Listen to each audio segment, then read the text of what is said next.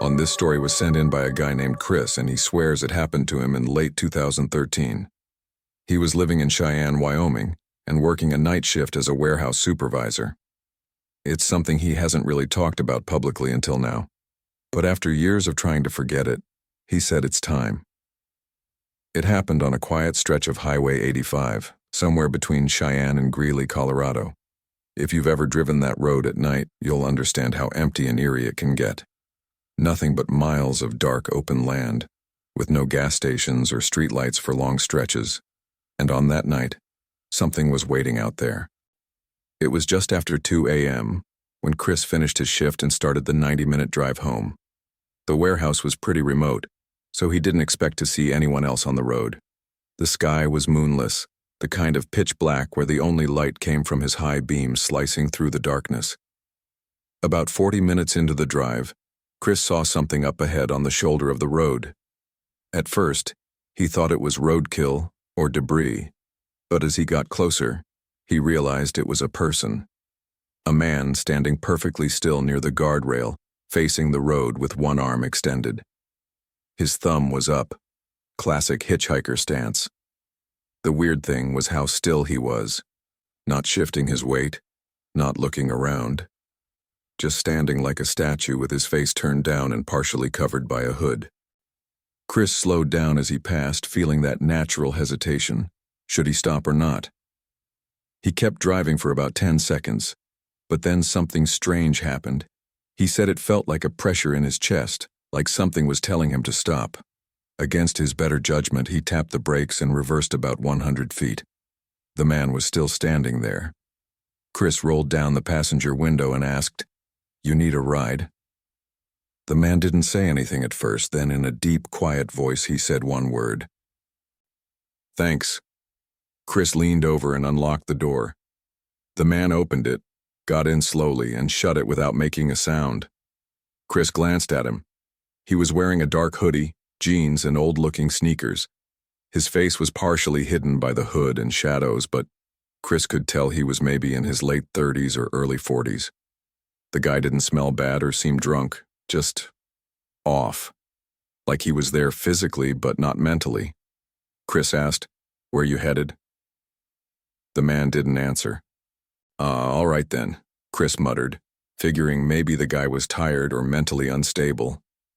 For the next 10 minutes, they drove in complete silence. That's when the weird stuff started happening. It began with lights. Chris noticed a pair of headlights behind them. He figured it was just another car catching up. But when he looked in the mirror again, the lights were gone. Just pitch black behind them. A few minutes later, the same thing happened again. Bright flashes in the rearview mirror and then nothing. And then came the sound. At first it was subtle. Chris thought he heard whispering, almost like someone murmuring from the back seat. He glanced in the mirror, but the man was just sitting there, staring out the window, not moving an inch. Chris turned the radio up a bit, trying to drown out whatever he thought he was hearing. But the radio suddenly cut to static. Just loud, crackling white noise. Chris looked at the screen. No signal. He hit the power button to turn it off and sat in silence again. The air in the car felt heavier now, like someone had turned down the temperature without touching the dial. Then from the back seat came a low chuckle. Chris froze. It was quiet, almost playful. Not loud or exaggerated, just a soft, unsettling laugh that sounded too calm. It didn't seem like the kind of laugh someone makes when they hear something funny. It was knowing.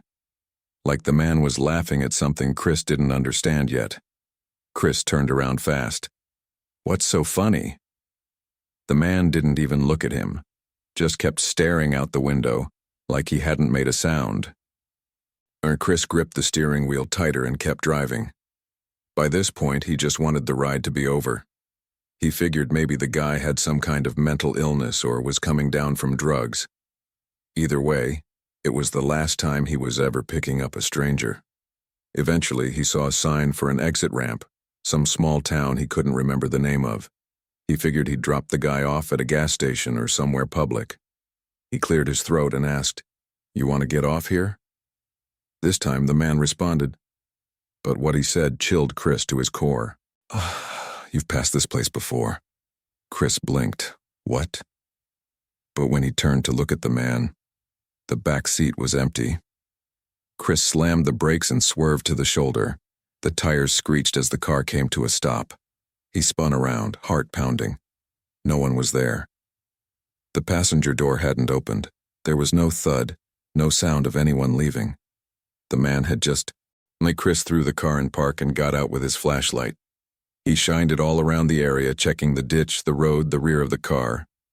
Nothing, just silence and wind. He opened the back door to look inside, and that's when he saw it. Lying on the back seat was an old photograph. Chris picked it up and stared. It was a faded color photo, maybe from the early 90s. In it, a little boy stood between two adults, presumably his parents, outside what looked like a small rural house. But in the background, partially hidden by shadows, was a man standing near a fence. Wearing the same hoodie, same jeans, same blank expression. It was the hitchhiker. Chris dropped the photo and stumbled back. He didn't remember ever taking a picture like that, but the little boy in the photo, that was him. No doubt about it. Same bowl-cut haircut, same red t-shirt he used to wear as a kid.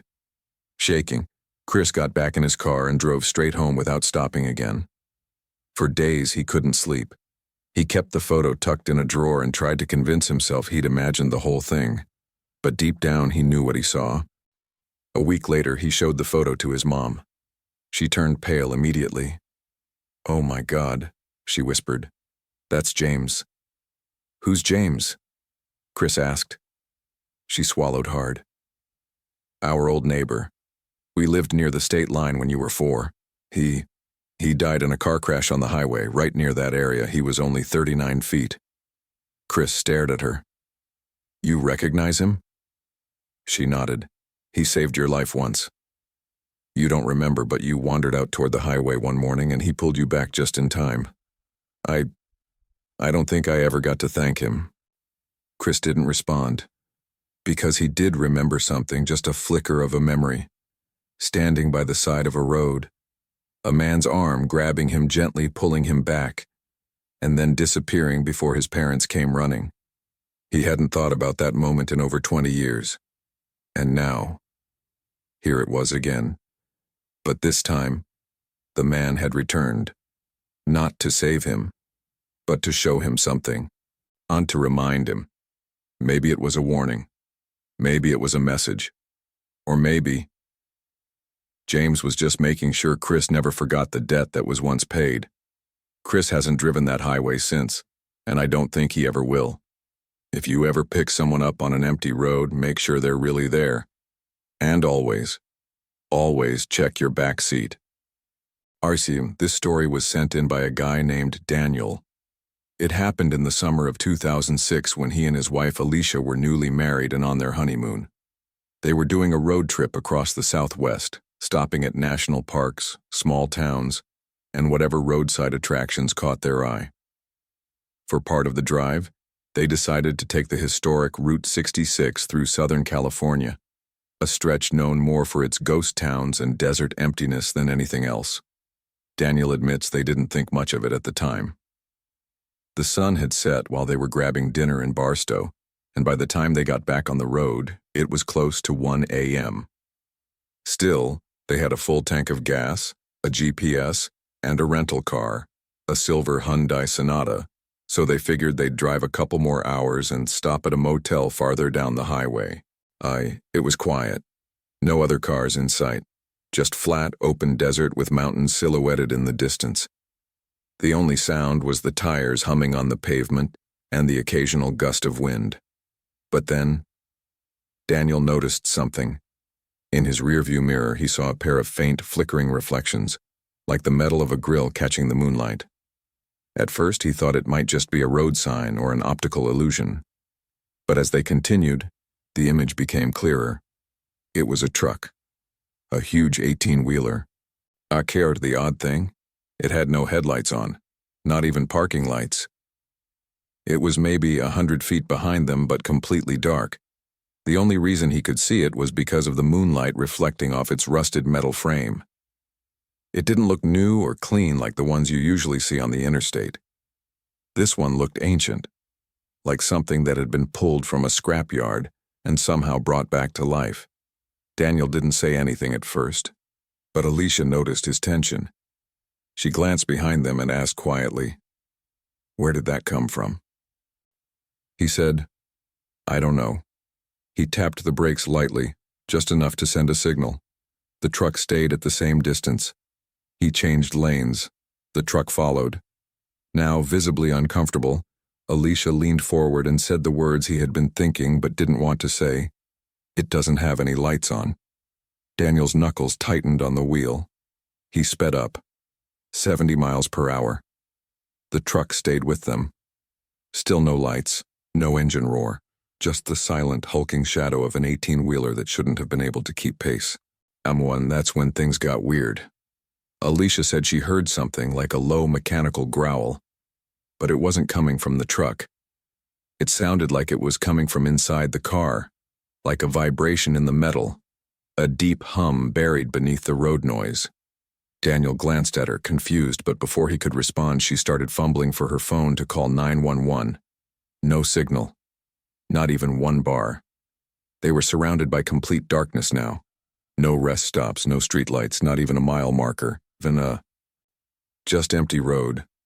Daniel pushed the car to 90 miles per hour, hoping to lose whatever was behind them. But when he looked again in the mirror, the truck was closer, almost tailgating them. Still no lights. Still no engine sound. Just an endless wall of rusted metal gliding through the darkness like a predator. Then, like a miracle, they saw it up ahead, an old flickering blue sign with peeling paint. Rest area, 1 mile. And Daniel didn't hesitate.